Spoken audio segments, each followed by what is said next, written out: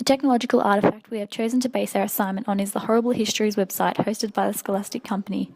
The website is free from advertisements from third-party companies, instead only showcasing the accompanying book and DVD series. The website is great for students to use in stages 4 and 5, and it is engaging and aimed at an audience of students with an interest for glory and history and foul facts. The website feature, On This Day, looks at the current date and links it back to something that happened on that date historically.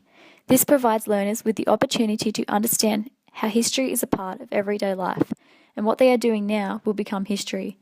They learn that it is constant, continuing, and endless.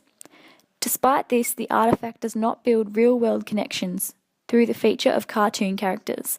The use of cartoon characters, while engaging for students, may provoke them to question the importance and priority of such a subject.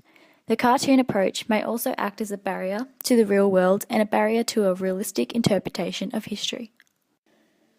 The artefact does connect to the Stage 4 and 5 objectives within the syllabus. The sequencing of events allows the students to understand the concepts of time.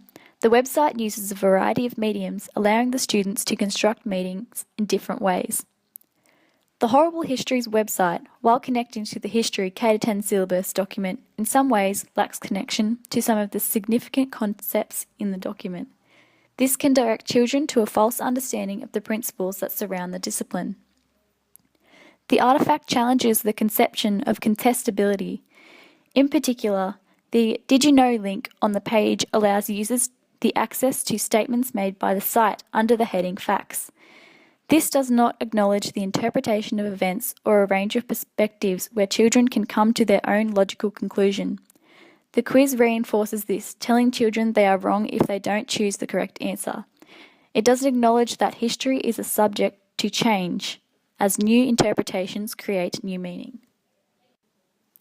It also challenges the concepts of significance, focusing on more dominant pieces of history and ignoring peripheral information that could form part of a wider picture.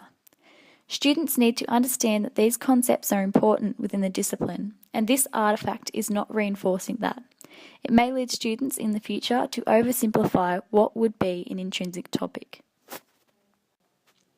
The Horrible Histories website can be used as part of an ongoing classroom activity, teamed with class discussions about the wider world, including culture and significance, as this website uses histories from all parts of the world and from different and diverse cultures. The Villain of the Week segment engages students' minds by appealing to their interests of gory and horrible facts and stages of history.